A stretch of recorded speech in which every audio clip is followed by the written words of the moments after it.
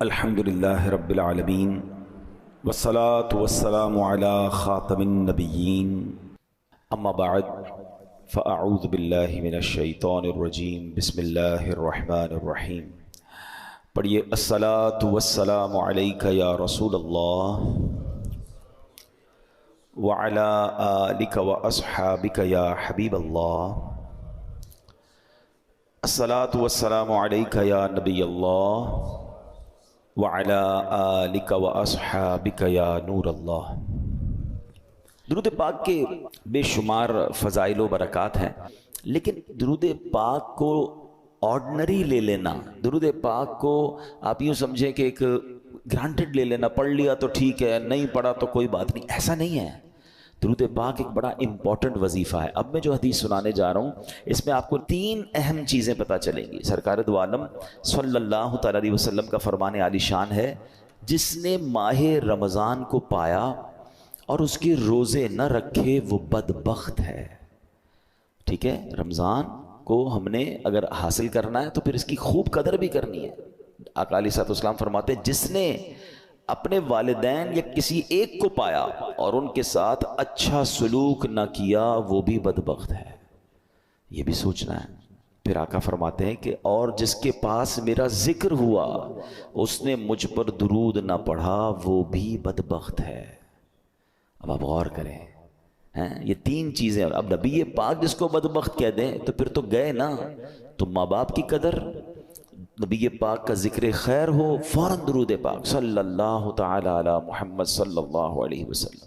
اور پھر فرمایا کہ رمضان کے روزے نہ رکھے وہ بدبخت ہے۔ تو اللہ کرے کہ ہم درود پاک کی قدر سمجھنے والے بن جائیں، محبت کے ساتھ باآواز بلند درود پاک پڑھ لیں۔ صلو علی الحبیب صلی اللہ تعالی علی محمد صلی اللہ علیہ وسلم۔ مرحبا صد مرحبا، پھر آمد رمضان ہے، کھل اٹھے مرجھائے دل، تازہ ہوا ایمان ہے۔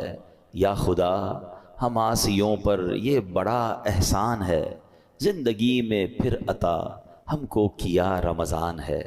ابر رحمت چھا گیا ہے اور سما ہے نور نور، فضل رب سے مغفرت کا ہو گیا سامان ہے۔ ہر گھڑی رحمت بھری ہے، ہر طرف ہیں برکتیں، ماہ رمضان رحمتوں اور برکتوں کی کان ہے۔ یا الہی تو مدینے میں کبھی رمضان دکھا، مدتوں سے دل میں یہ عطار کے ارمان ہے۔ سبحان اللہ۔ اے میرے پیارے اسلامی بھائیو، یہ وہ مہینہ آنے والا ہے جس میں نیکیوں کا اجر بڑھا دیا جاتا ہے، جنت کے دروازے کھول دیے جاتے ہیں۔ ہمارا سب سے بڑا جو دشمن ہے شیطان، ہمیں کون بہکاتا ہے، ہمیں گناہوں کی طرف کون کھینچنے کی کوشش کرتا ہے، وہ شیطان ہے۔ مگر شیطان کو قید کر دیا جاتا ہے، یعنی جس سے مقابلہ ہے نا اس کو تو قید کر دیا، اب ہمیں موقع دیا گیا کہ خوب نیکیاں کر لو۔ اور سبحان اللہ، اللہ قرآن مجید فرقان حمید میں فرماتا ہے، شہر رمضان الذی انزل فیہ القرآن۔ یہ مہینہ کون سا ہے؟ کہ رمضان کا مہینہ جس میں قرآن نازل کیا گیا۔ اس آیت کے اس جز سے پتہ چلتا ہے کہ یہ ماہ قرآن ہے، نزول قرآن کا مہینہ۔ ایک اور جگہ قرآن مجید فرقان حمید فرمایا جاتا ہے کہ یا ایھا الذین آمنوا کتب علیکم الصیام کما کتب علی الذین من قبلکم لعلکم تتقون۔ اے ایمان والو، تم پر رمضان کے روزے فرض کیے گئے جیسے کہ پچھلی قوموں پر فرض کیے گئے۔ پچھلی قوموں پر بھی روزے فرض تھے، ان کا الگ الگ دن تھے، الگ الگ انداز تھا، مگر جو وجہ، جو ریزن قرآن نے بیان کیا نا کہ اس لیے فرض کیے گئے، لعلکم تتقون، تاکہ تم تقوی اختیار کرو، تاکہ تم پرہیزگاری اختیار کرو۔ تو روزے آ رہے ہیں ہمیں متقی بنانے کے لیے، ہمیں پرہیزگار بنانے کے لیے۔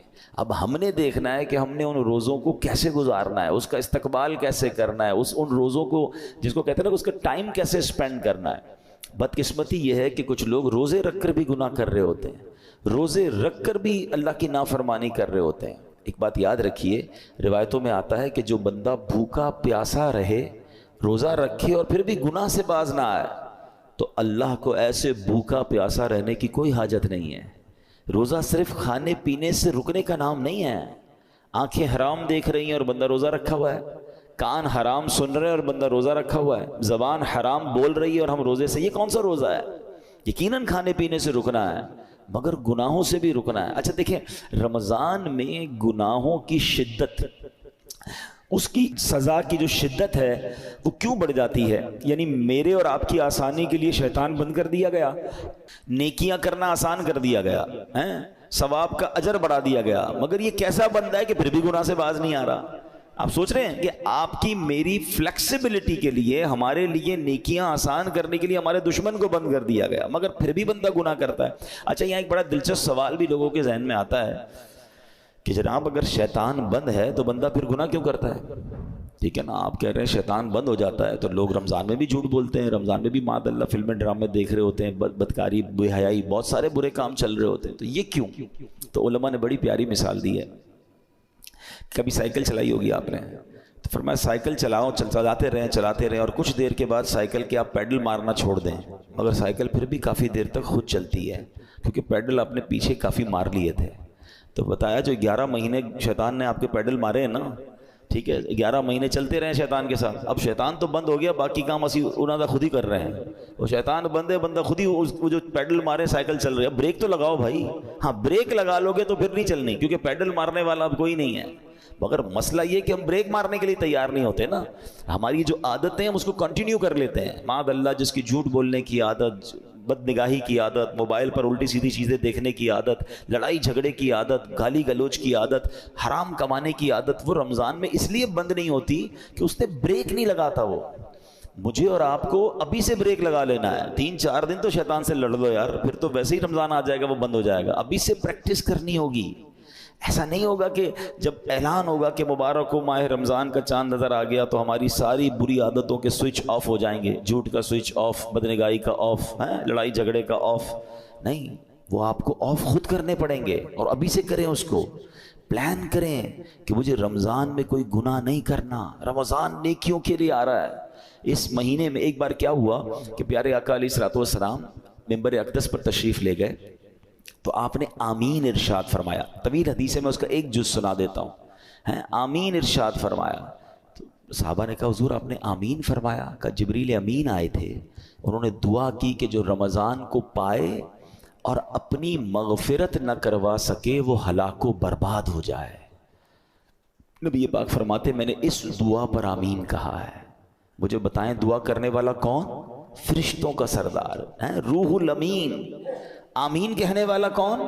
نبیوں کے سردار صلی اللہ تعالی علیہ وآلہ وسلم۔ مجھے بتائیں کوئی شک و شبہ باقی بچتا ہے اس دعا کے قبول ہونے میں؟ 100% مقبول ہے نا۔ دعا ہو رہی ہے کس کے لیے؟ جو رمضان کو پا کر اپنی مغفرت نہ کروا سکے۔ تو اب آپ بتائیے کتنا کانشیسلی رمضان گزارنا چاہیے، کتنا فکر کے ساتھ رمضان گزارنا چاہیے کہ یار کچھ بھی ہو جائے میں نے رمضان میں اللہ کو راضی کرنا ہے، میں نے مغفرت لینی ہے، میں نے اس کو ضائع نہیں ہونے دینا ہے۔ تو اس کے لیے پریپریشن کریں نا، اس کے لیے تیاری کریں، اپنے ذہن کو فریش کریں، سوچیں میں نے رمضان کیسے گزارنا ہے، آ جائے گا تو دیکھ لیں گے۔ نہیں، آپ کے گھر پہ کوئی مہمان آنے والا ہو، ایسے کرتے ہیں کہ یار آ جائے گا تو دیکھ لیں گے؟ نہیں یار، اس کو کھلانا کیا ہے، بٹھانا کہاں ہے، انتظام کیا ہوگا۔ پھر جتنا اہم مہمان اتنی زبردست تیاری کرتے ہیں آپ، گھر بھی سجاتے ہیں، بعض اپنے گھر کو صاف کرتے ہیں کہ یار بہت اہم مہمان، ایسا مہمان جس کا برسوں سے انتظار تھا، میرا سب سے بیلوڈ، سب سے پیارا آ رہا ہے، تو آپ اور تیاری کرتے ہیں، اس کے استقبال کی تیاری کرتے ہیں، اس دن اچھے لباس پہنتے ہیں۔ تو کیا ایسا نہیں ہو سکتا کہ ماہ رمضان کی آمد سے پہلے ہم گھر میں صفائی ستھرائی کریں، گھر میں خوشبو لگائیں، اپنے لیے اچھے لباس، صاف ستھرے لباس تیار کریں، مینٹلی پریپیئرڈ کریں اپنے اور اپنے بچوں کو بھی۔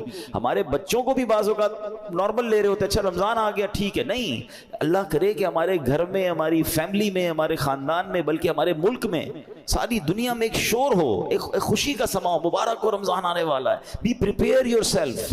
صحابہ اکرام پریپریشن کرتے تھے۔ آپ کو پتہ ہے لوگ اپنے کاروبار سمیٹنا شروع کر دیتے تھے کہ یار رمضان میں زیادہ کام نہیں کرنا ہے، پیسے دینے تو دے دیے، لینے ہیں تو لے لیے۔ یہاں تک کہ جو حکام ہوتے تھے، جو ججز ہوتے تھے، جن کو معاف کرنا ہوتا تو معاف کر دیتے تھے، جن کو سزا دینی ہوتی تھی، یعنی جو چاہتے تھے کہ رمضان سے پہلے چیزیں کمپائل ہو جائیں اور پھر ہمارا فوکس جو ہے وہ رمضان میں عبادت پر رہے۔ یہاں تو ایسا ہے ہی نہیں۔ کچھ لوگوں کو تو پرواہ ہی نہیں، بلکہ الٹا ہو رہا ہے۔ کچھ لوگ ہو سکتا ہے کہ رمضان میں زیادہ پیسے کیسے کمانے اس کی تیاری میں لگے ہوئے ہوں گے، کچھ یہ بھی پریپریشن چل رہی ہوگی، یہ بھی سٹاک لے لو، یہ بھی خرید لو، اس کے ریٹ بڑھ جائیں گے، اس کو جناب اس میں بہت کمائیں گے، پھر آخری عشرے میں الگ کمائیں گے۔ رمضان کاروبار کے لیے نہیں، رمضان کھانے پینے کے لیے نہیں، رمضان تو مغفرت کروانے آ رہا ہے۔ آپ کو پتہ ہے پچھلے رمضان میں کئی لوگ ہمارے ساتھ تھے، وہ آج ہمارے ساتھ نہیں ہیں۔ ہمیں کیا معلوم، پہلے تو اللہ سے یہ دعا کرتے ہیں کہ یا اللہ خیر سے عافیت سے ہمیں رمضان سے ملا دے۔ بڑی پیاری دعا ہے نا، اللہم بلغنا رمضان بالصحت وعافیہ، اے اللہ ہمیں رمضان سے صحت اور عافیت کے ساتھ ملا دے۔ پہلی دعا تو ہماری یہ ہے، اور پھر دوسری دعا یہ ہے کہ اللہ یہ رمضان ہمیں ہماری مغفرت کا سامان بن جائے۔ کیا پتہ یہی آخری رمضان ہو ہمارا، تو ہمیں اس کی قدر کرنی ہے، ذہنی طور پہ تیار ہو، بلکہ میں تو مشورہ دیتا ہوں فزیکلی بھی تیار ہونا شروع ہو جائیں۔ زیادہ محنت کے کام تھوڑا کم کر دیں، تھکاوٹ والے کام کم کر دیں، زیادہ ٹریولنگ کم کر دیں، کیونکہ اگر آپ کی طبیعت خراب ہو گئی ہے، اگر جس کو فکر ہے نا کہ میں نے پورے روزے رکھنے ہیں، پوری تراویحیں پڑھنی ہے، تو وہ اپنے آپ کو ذرا سیکیور کرے گا۔ آپ کو پتہ ہے جس کی شادی ہوتی ہے کیا کہتے ہیں دولہے کو، بھائی ذرا خیال رکھنا، شادی والے دن ہی بیمار مت ہو جانا۔ شادی سے 4 5 6 دن پہلے 8 دن پہلے اس کو ریسٹ کرواتے ہیں، اس کو زیادہ ٹریول نہیں کرواتے۔ ٹھیک ہے، اچھی بات ہے، ایک بڑا ایونٹ ہے، تو جس طرح اپنے گھر کے کسی بڑے ایونٹ کی آپ پریپریشن کرتے ہیں، یو شوڈ تھنک اباؤٹ رمضان۔ یہ اللہ کی طرف سے تحفہ آ رہا ہے، یہ وہ مہینہ ہے جو میری مغفرت مجھے بخشوانے آ رہا ہے۔ مولا علی شیر خدا کرم اللہ تعالی وجہ الکریم کیا فرماتے ہیں، اس کا مضمون ہے آپ کی قول کا، اس امت کو اگر اللہ کو عذاب دینا ہوتا نا، اللہ کی رضا یہ ہوتی کہ اس امت کو پنشمنٹ ملے، تو اللہ انہیں رمضان اور قرآن عطا نہ فرماتا۔ یہ 2 چیزیں ایسی دے دی ہیں نا، جس کو پکڑ لو نا سبحان اللہ پھر بیڑا پار ہے۔ ہاں، رمضان اور قرآن دونوں قبر میں شفاعت کرتے ہیں۔ کیسے؟